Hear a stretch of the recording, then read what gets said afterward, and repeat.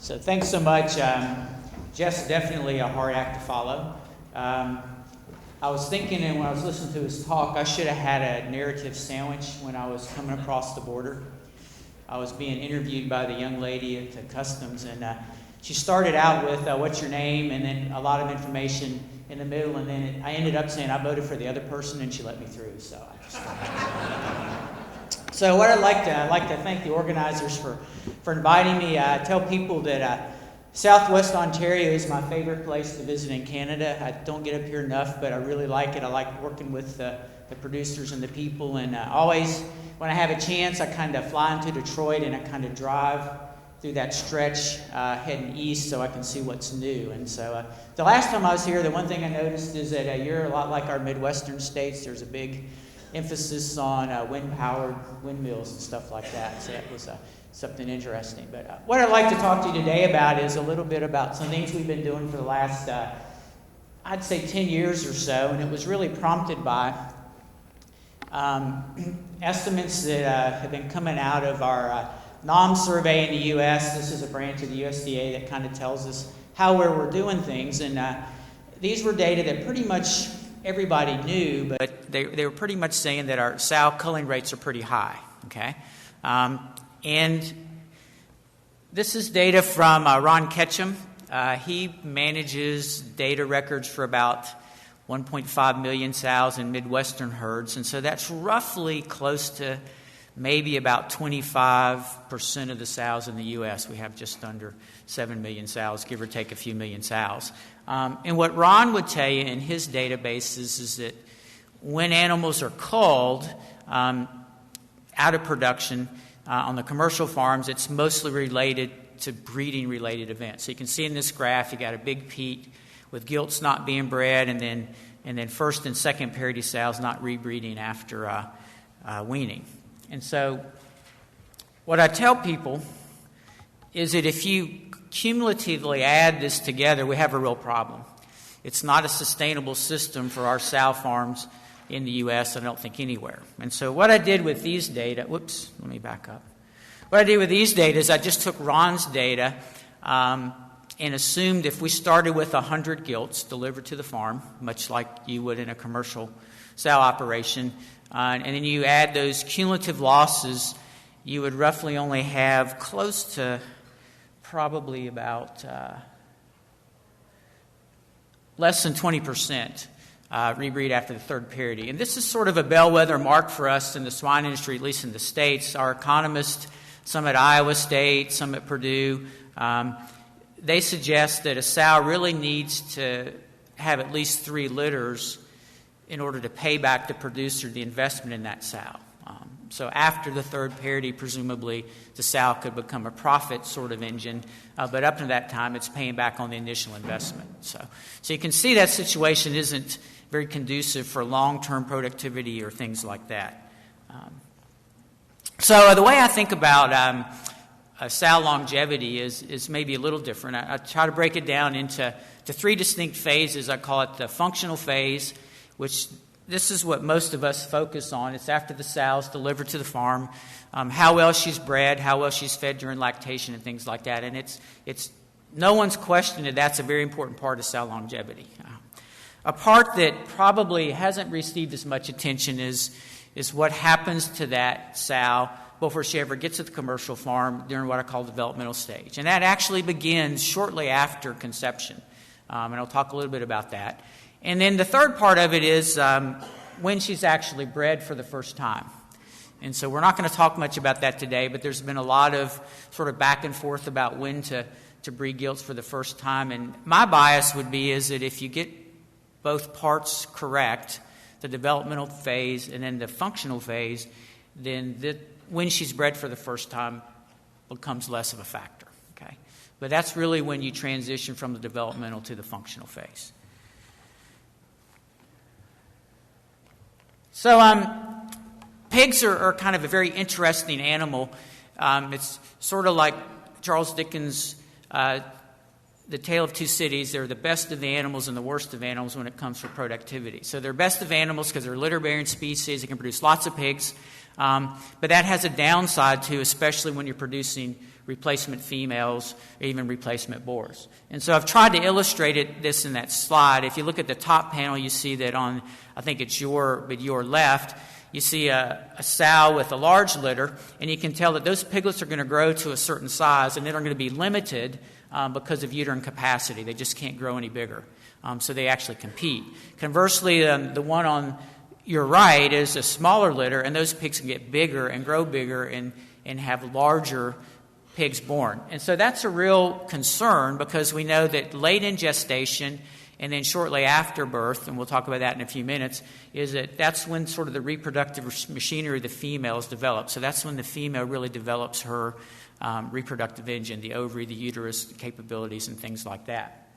And so it's been pretty well documented that if you have an increase in total born, you get smaller pigs. If you have smaller pigs, their organ development at birth is retarded. And then in that lower right-hand panel, George Foxcroft did some work where he measured the relationship between birth weight and some vital organs. You can see the relationship for brain and liver and intestines, and that's basically true for every organ in the pig. The smaller they are, the less developed they are, and that may present some challenges when they're born. And so what we did about 10 years ago, and this is kind of what led us to the study that I'm going to talk about later on, is that we went into a commercial production system and we wanted to see just what effect you could have by sort of making a good neonatal environment for the pig. So our definition of a good neonatal environment is that you take pigs that have a fairly decent birth weight and then you don't make them compete during the lactation environment. And then to see what effect that would have on those gilts once they grew up and were delivered to commercial farms and things like that. So that's kind of what we did with this study. I'm just going to share with you just a few of the data points, and then we'll move on to the more recent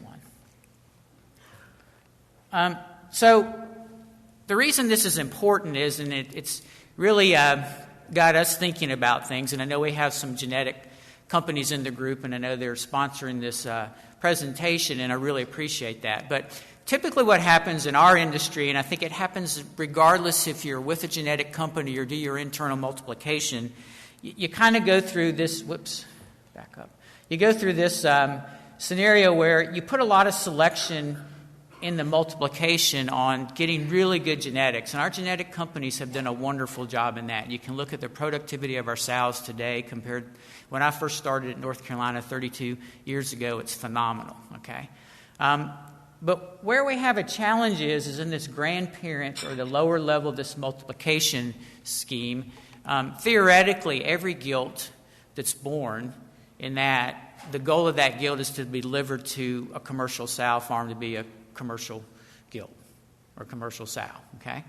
And so this is actually where we focused most of our work that I'm going to show you today right here. We didn't do anything here. We just went in here and said, ask a bunch of what-if questions. So that's kind of where it adds into what the genetic companies and things are already doing. So I wanted to make that point pretty clear.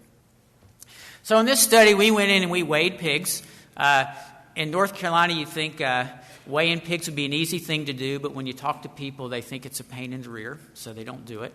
But we weighed pigs both at birth and weaning. And then what we also did is we strategically set it up so where we deliberately fostered so that pigs nursed in what we called normal size litters. So for this farm, it was greater than 10 pigs. The average was about 11.8. Or we wanted to try to reduce that about half. We didn't know how much we needed to do it, but we tried to do it. So we ended up actually saying it was less than about 7 pigs, and the average was about 6.8. So it was about a 5-pig reduction, okay? And so typically what they would do is that we didn't use all the sows on this multiplication farm. They would foster the maternal line males or barrows off and then just leave the females intact and stuff. So just wanted to show you some effects of that study. And so this is a situation where the only treatment we applied was during that lactation of the neonatal gilts when they were born. And then from that point on, they were managed exactly the same.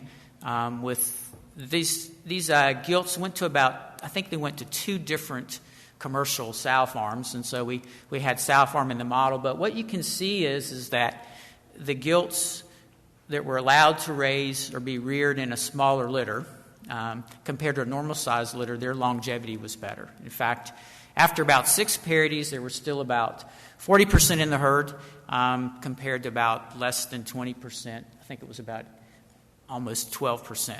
So that was kind of a fundamental realization for us that maybe there's something good about a positive growth rate during the pre-weaning phase of the gilt that has sort of impacts later in her lifetime productivity.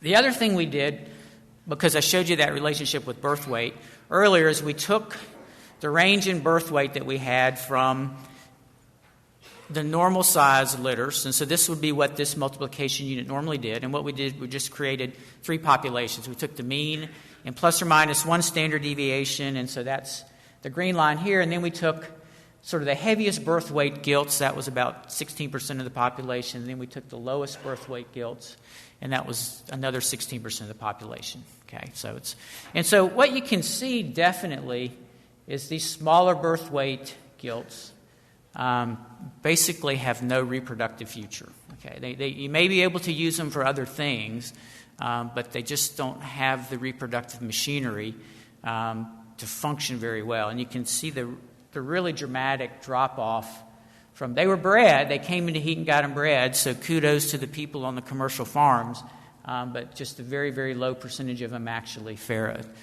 Whereas you can see there's a more sort of gradual decrease for the other 2 in birth weight. So I think this goes back to what I talked about a little bit earlier about the reproductive machinery, this intrauterine growth restriction, and probably birth weight is a reflection of how much either a litter or an individual pig within a litter has been quote-unquote restricted because of the normal processes that happen during gestation. So it's kind of interesting. I like to show pictures. I apologize. It's after breakfast, but I like to show pictures, right? So what we did and what was unique about this study is we were allowed to follow all the sows and gilts that fell out of production. So the company agreed to send them to a local abattoir, and we collected reproductive tissues and things like that. So this was actually the ovary from a high birth weight gilt. It was about 1.6 kilograms or more, and she nursed in a small litter. And you can tell that even though they did a good job on the commercial sow farm, they just missed this gilt. She was in heat, and they just didn't catch her. That's a normal ovary. It's well developed. It's got nice corpus luteus, saying that she's ovulated. It's got good vascularity, good development, good blood flow. Okay, and so this was very typical of the other extreme, the low birth weight gilt that nursed in a large litter. And so you can see that a couple of things this gilt did ovulate. Those little sort of white things there are CAs, but there's only like 3 of them. And so she probably only had 3 follicles grow to produce enough estrogen, so she could have very easily been missed. And then the assumption is that she didn't ever cycle again. The ovary was starting to shut down. You can see how avascular it is. There's really no development as well. So again, this goes back to that general concept that from a large litter, if basically they have retarded organ development, it probably affects the ovary at a very early age, but you don't know that until she becomes a mature gilt and she doesn't function appropriately. So I think that's kind of interesting to bring that in. And so the other thing we've been interested in is weaning weight. And so we've done a couple of studies that try to look at the relationship between number of pigs nursing and weaning weight in longevity. And so all I've done is sort of shrink that previous graph for the first study to do 3 parities. And so that's actually shown here this was the small litter in that previous study, and then this is the large litter, the red line, and you can see what the number of pigs nursing and what the weaning weight was. And these were about weaned on the average at about 21 to 22 days, so they're not the ultra-short weaning. The other study was done on another farm where we didn't do anything. We just kind of went in and measured pigs and looked at longevity and stuff like that. So you can see the blue and the green. And so the one thing that I want you to notice about this is that if you start here and go down and look at the number of pigs nursing, as that goes up, weaning weight goes down and longevity goes down. Okay? And so this is from two different studies and two different flows, and it's kind of interesting that you see the two that are kind of the red and then the green that are really pretty close in number of pigs nursing, are real close in weaning weight, and they're real close in longevity. So I think we have two opportunities. So I'm a positive person. I'm a glass half type of full person. I think we have two opportunities. First of all, we can't do much about birth weight. That's kind of a given. And I don't think we want to select for smaller litters, right? That we may back up a little bit in terms of some of the other accomplishments that we've made. But it is a real challenge for your replacement gilts on these multiplication farms because you've got some hyper-prolific sows that have lots and lots of pigs born alive, and those future replacement gilts have pretty small birth weights. Okay, I would say that maybe strategic cross-fostering like we did in that study isn't viable for most operations. Most of the multiplication units I've been on, they have more piglets than they have functional nipples, if you just added it all up. Okay, so I'm not sure that's a viable option as well. I think, though, one area that maybe has been underutilized or should be examined in more detail is putting a little bit more selection pressure on the grandparent animals at last multiplication stage about which gilts do or don't go to the flow to become a replacement sow. Okay, I think there's some opportunities there. And so, like I said, in most operations, every pig born here, the goal is if we're to become a commercial sow, and that's probably unrealistic for our modern high-producing, hyper-prolific sows in that multiplication phase. I just think that we've created a situation where there's some that just don't have the reproductive machinery to be very productive. Okay. Let me back up. So we went into another farm, and this was one where we really wanted to find a situation where disease wasn't an issue, and we could track gilts, the same cohort of gilts, from the multiplication farm to their best, quote-unquote, commercial farm in terms of productivity. Okay, so we happened to find one. It was in the upper Midwest. They had PIC genetics, and to our knowledge, while we were doing the study, and even before, they were actually PERS and PED negative, which is almost unheard of in the U.S. But anyway, we found this farm to do the work on. And what we did was we just went in and measured things and observed. We didn't tell them what to do. We didn't tell them how to manage their animals in any phase of production. We just recorded information. We weighed animals at birth and at weaning, and then we tracked those gilts as they became sows and then through the rebreeding of their third parity. Okay, so we're just going to see the variation that's out there, and then we're going to ask some questions, and that's kind of what we did. And so what you see here, I've just listed all the things we took a look at on the farm. This is in, again, what we call the litter of origin, or the litter that the replacement gilts were born in. And this was the characteristics of their birth litter. I'm not going to spend a lot of time going over that. We'll come back to some of those later. I think the things that, for me, have the most relevance, if you actually wanted to try to manipulate on it, if you wanted to try to manipulate something, you can't really manipulate any of these right here, with maybe the exception of weaning age. And you can manipulate nursing litter size, but that's kind of very, very difficult. Okay, but anyway, so total born, nursing litter size, weaning age, and number weaned. You can see the average for this multiplication unit there, and then you can see the range that you're dealing with over on the right. So it's a really wide range within this multiplication system of the litters which in these gilts were born. And then we did take birth and weaning weights. This is something that's not done traditionally on multiplication on farms. So we did do that. So we have a litter sort of weaning weight and individual weaning weights for all these gilts. Okay. And so I do want to really kind of just remind you what we're doing, because it is important for the rest of the talk. So we're measuring things here. okay? We're not doing anything, and we're just seeing how well the sows perform on the same farm that's supposed to be their best farm that doesn't have PRRS or PED. So if there's anything as close to the Garden of Eden for pigs, that would be that farm, right? So anyway, and we're just measuring. Normally, the variation that we see in those litters that they're born in, what effect that had on their ability to have 3 litters and their productivity. So I'm going to spend a little bit of time. I'm going to show you these 2 measures. One's of longevity, one's of productivity. So this is our measure of longevity here. The sows rebred after parity 3, and again, we picked that because that's when we think the sow has paid back her debt, and then they can start earning money. And then the total pigs born over 3 parities, that's kind of our productivity measure. And the way we did it is we just assumed that this number is calculated not on just the sows or the gilts that farrowed. It's all the gilts from that litter that were weaned with the intention of being a replacement sow. So if they were culled some way along the way, then they got a 0 entered in for their total pigs produced over 3 parity.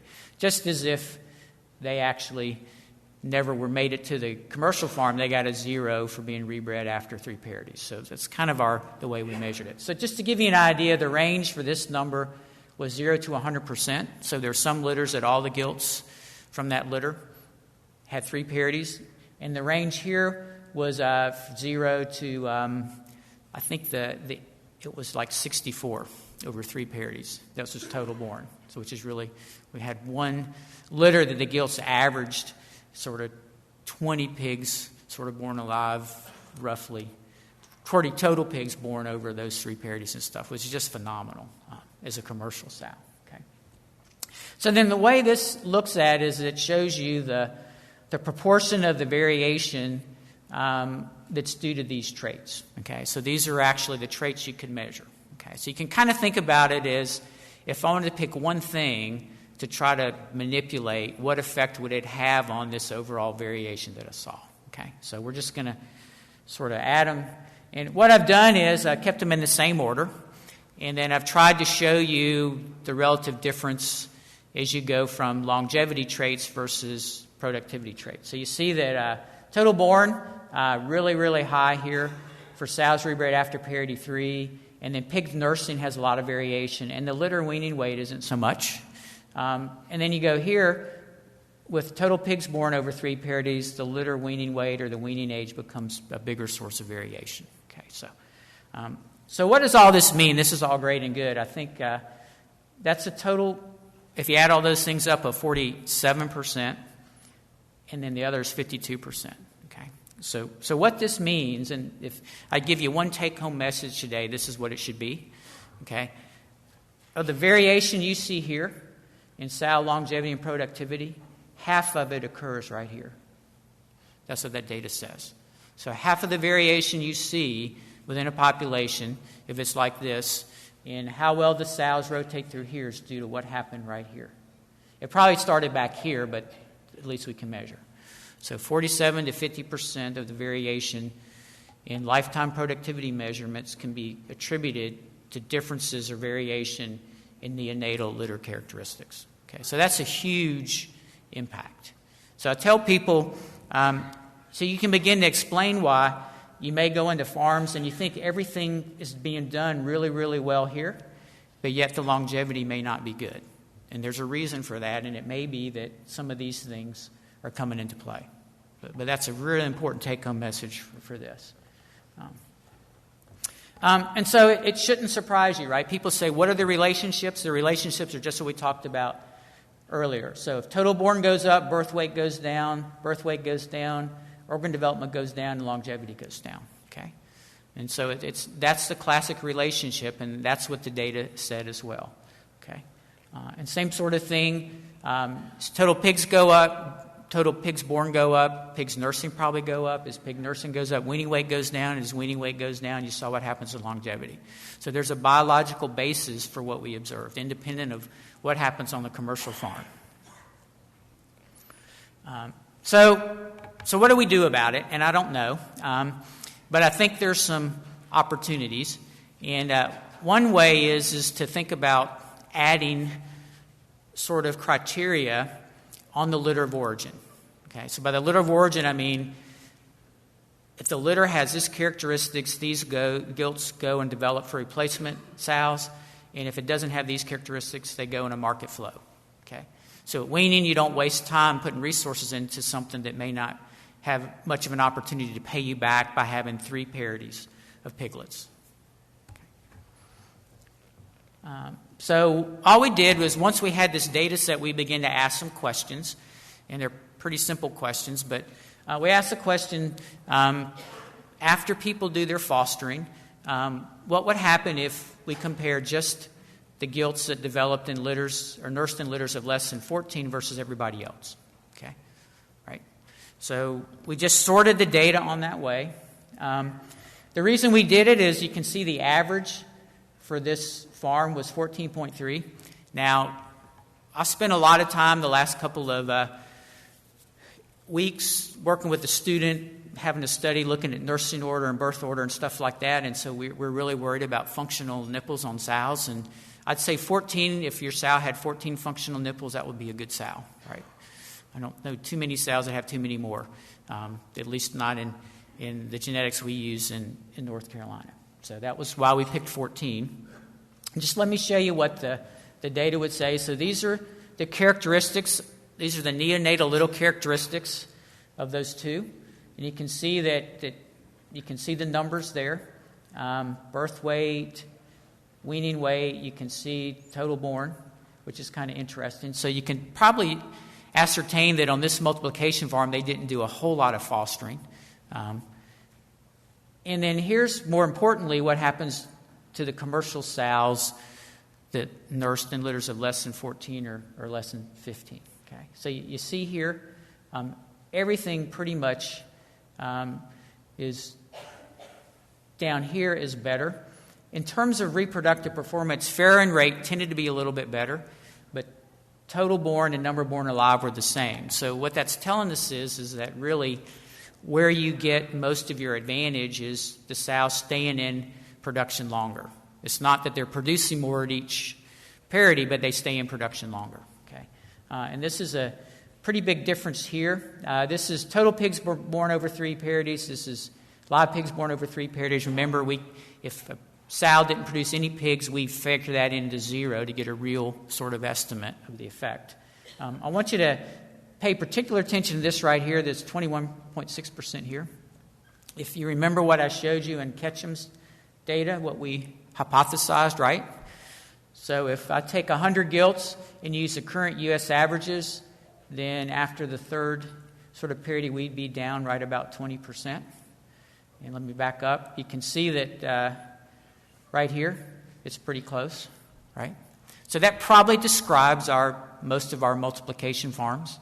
I would say if we have multiplication farms that have highly prolific sows, they're weaning a lot of gilts, and that probably my assumption would be is that those gilts kind of have small birth weights and maybe have a reduced pre-weaning growth, and then that causes some problems for them later on. So that's one way. The other way is people would say, well, what if we shouldn't really worry so much about the litter of origin? What if we looked at the individual gilt? So throw out the litter they were born in. Are there things we can measure on the individual gilt in that neonatal stage that we could use as selection criteria? And there's really 2 things, I think. There's birth weight and weaning weight. Okay, so this is what we did, and this is my friends, the geneticists, kind of cringe when we do stuff like this because they tell us that we don't know what we're doing, and it might be true, but it's practical, I think. So what we did was we took all the gilts in the study, we plotted their birth weight and their weaning weight on this scatter diagram, and then we just took the mean for the birth weight, the mean for the weaning weight, and we created quadrants. So here's the mean for the birth weight, here's the mean for the weaning weight. So we have like high birth, high wean. You can see right here we have a low birth, low wean, and then the opposites this way. And this is just how the gilts sorted in that category. Okay, so when we do that, you can see that we get some interesting combinations. So then the question becomes, if you were going to do it on individual gilts, do you do it on birth weight or weaning weight or both? When you suggest that people might want to get weaning weights on any type of commercial sow farm, at least in North Carolina, they look at you like you're crazy because they don't like to do it. Birth weight could be an easy one to get, especially when they process the pigs. It wouldn't be that much more to drop the pig in a scale and get a weight. But anyway, so that's kind of where we are. But you can see the breakdown here. Really kind of interesting. The birth weights and the weaning weights. Here's the high, high, and the low, low. And then we have a low, sort of high. And then we have a high, low. So the question is, we know this is probably going to be pretty bad, right? We know this will hopefully be pretty good. But the question is, how do these two sort out? So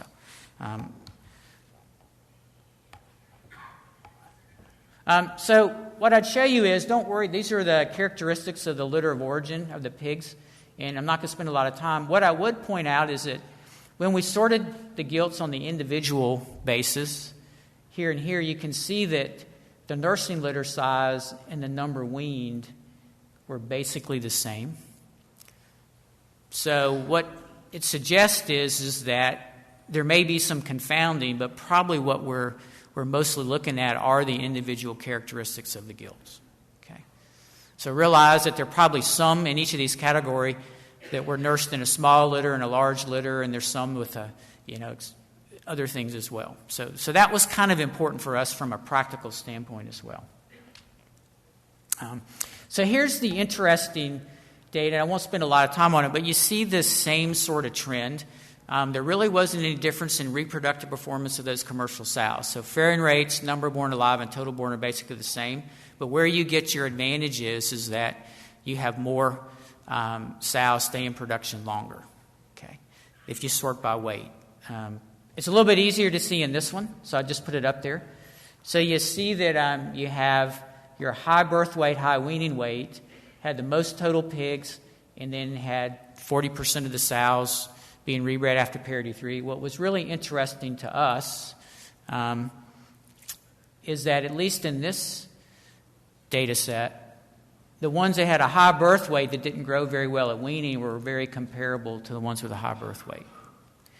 So on this farm, it appeared to be that of the two things, birth weight tended to be more limiting. You can see as we predicted, the low birth, low weaning was the worst. Okay, and then this one in here is kind of intermediate, which is kind of interesting.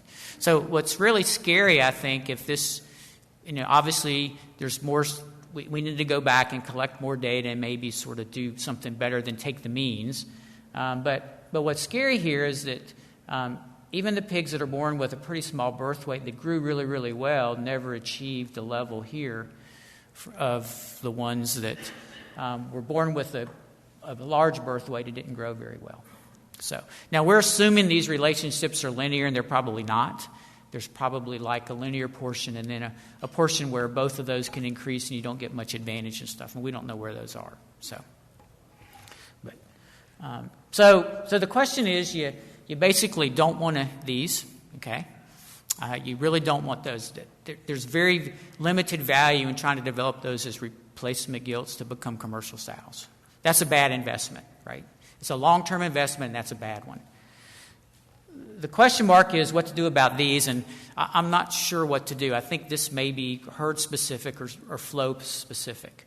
Because on that previous flow I showed you, and the relationship with weaning weight on several studies would suggest that as you increase weaning weight, things get better. But it may be where you start from, if it's true, that their birth weight's a reflection of how much they were restricted before they were born in the uterus, and that's a reflection of their potential of the ovary, the uterus developed, and that could be a challenge. So then there's always something I think we have hope for. So I was really pleased to see Dr. Chantel Farmer on the program.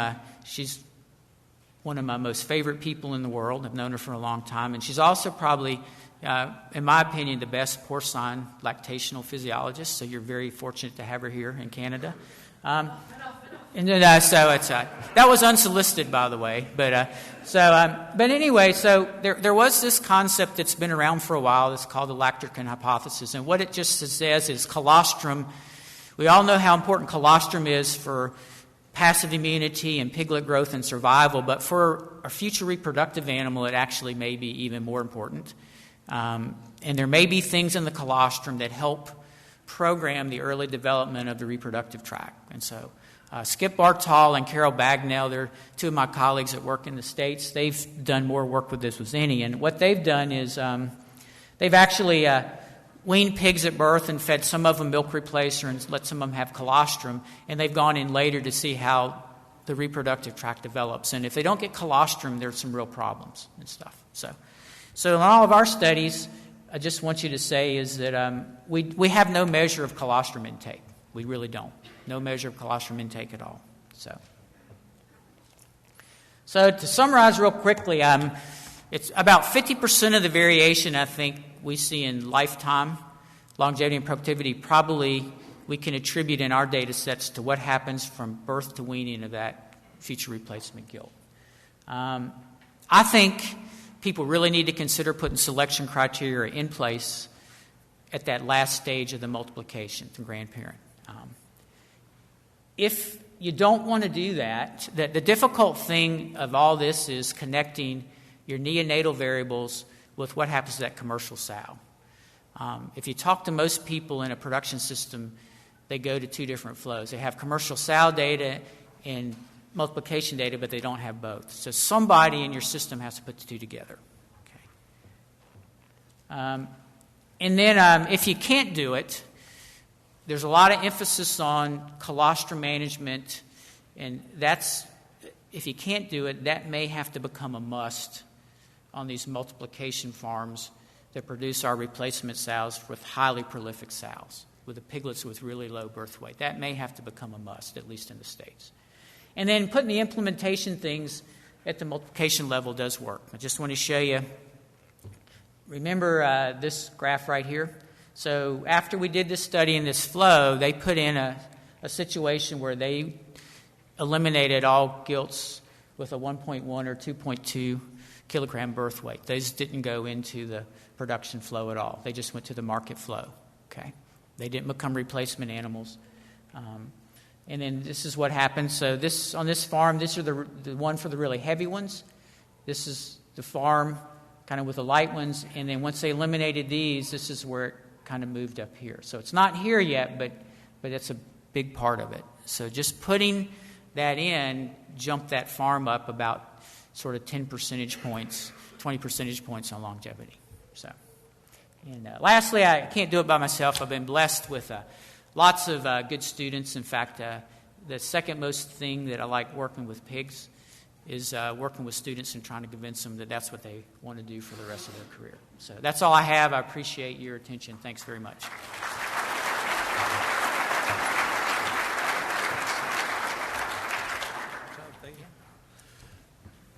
We have time for a couple of quick questions for Dr. Flowers.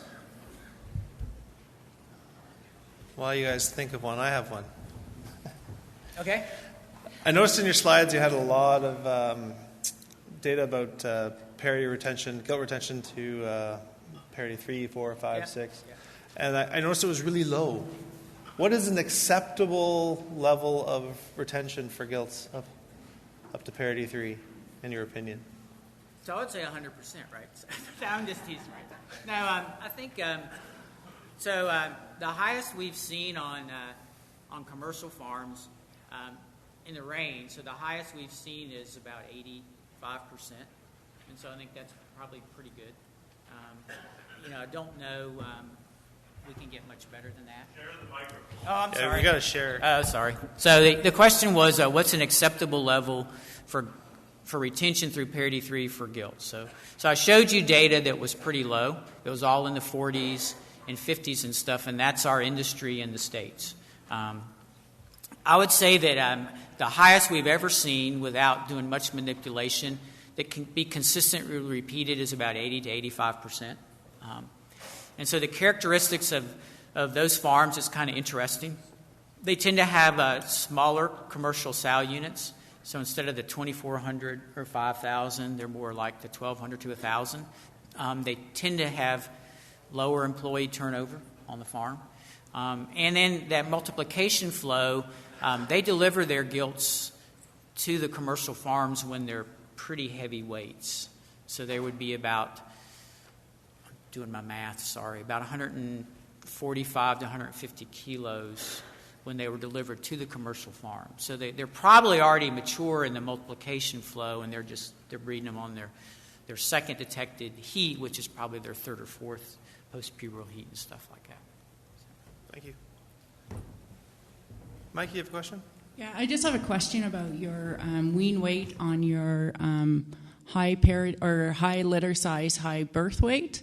It was 7.6 kgs, if I remember correctly. At what age are you weaning those to get 7.6, and what are you finding to be the days to breed back? Because that would take a lot out of the sow or the gilt. So this was on the multiplication farm, and so on that multiplication farm, their average weaning age, if you saw, the range was 20 to 29 for the farm, and the average was right about in the middle, was about 24 and a half. And so surprisingly, those sows on that multiplier farm, they take about a day longer than what we see on the commercial farms. So if our commercial farms are 4 to 5, then they're about 5 to 6. And so they just kind of build that into their multiplication flow. So that was just on the multiplication farm. Now on the commercial farms, the breed back is pretty good. So those gilts that come out of that, actually, you can tell the heavier they are when they come out and then they're developed, you have a much higher percentage sort of stay in production for the 3 periods and stuff. So they breed back pretty quick. So, yeah. Okay, thank you. Let's thank our speaker.